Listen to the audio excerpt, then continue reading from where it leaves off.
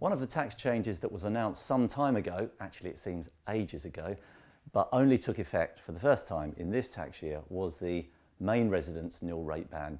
You'll remember probably how this started with the Conservative desire pledge to say that no family should pay inheritance tax unless their estate exceeds £1 million.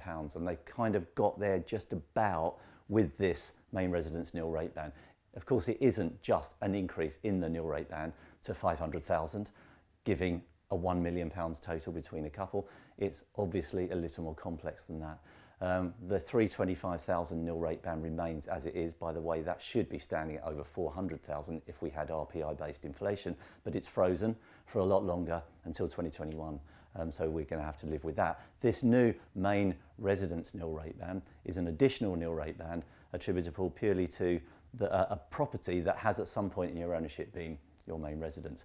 It will be eventually at the level of £175,000, but starts at £100,000 for this year. It is transferable between couples. Even if the first death occurred many, many years ago, that allowance is transferable.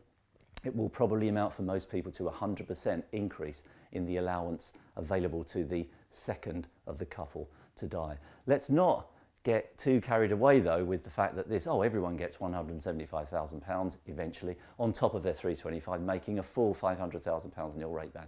The conditions to satisfy to get that relief are quite onerous actually, because and keeping it relatively simple, there's a lot more detail on this in Techlink, by the way, some really great examples showing how the allowance works and how it will work when it comes to full fruition.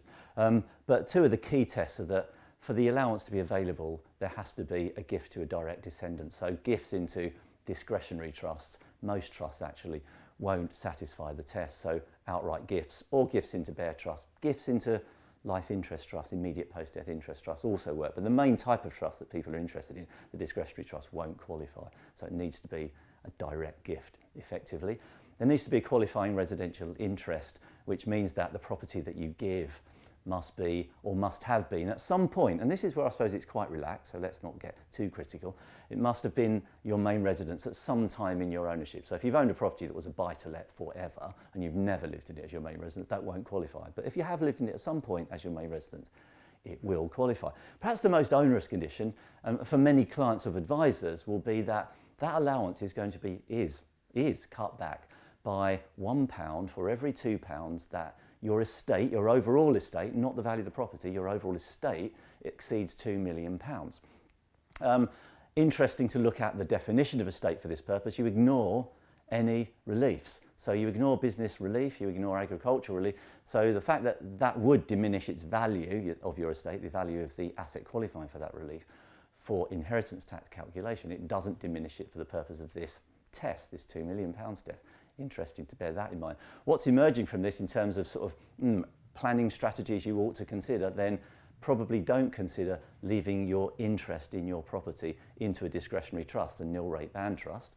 The allowance is, as I said, transferable, but consider that if you just transfer everything to your spouse, the allowance goes with it, so that's good. The spouse could have effectively a total of £1 million, two 325,000 ordinary nil rate bands, two 175 main residence nil rate bands.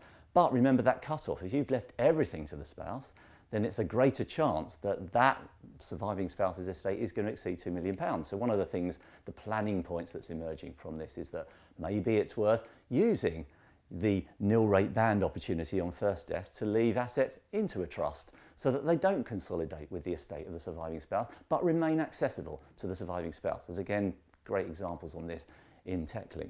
The other thing that's emergent, of course, is this does spark up interest in inheritance tax. It gives you a great opportunity to talk to your clients, however you want to do that, whether it's arranging a conference or a seminar or just emailing them or just picking up the phone or just talking to them in your review meetings about just how this allowance is going to work for them, what it means to them and where it leaves them in terms of planning. And it may well leave many of them not terribly better off in terms of planning. Property values are going up. Asset values, thankfully, are going up. Inheritance tax continues to be a problem, and the older someone gets, obviously, the more important and relevant inheritance tax becomes to them. So many ways that you can implement that are legitimate and acceptable planning opportunities to reduce the liabilities of those clients. And even, let's not forget, provide for those liabilities through life assurance if that seems the appropriate way to go. As I said, much of this is covered, all of this is covered, not just much, all of it is covered on Techlink in great detail, in the bulletins and in the libraries. Again, go and have a look. So I think this is a really hot subject and a great reason to talk to your clients, to carry out a kind of main residence nil rate band audit to see just what it means to them and what you can do to recalibrate, if necessary, their inheritance tax planning.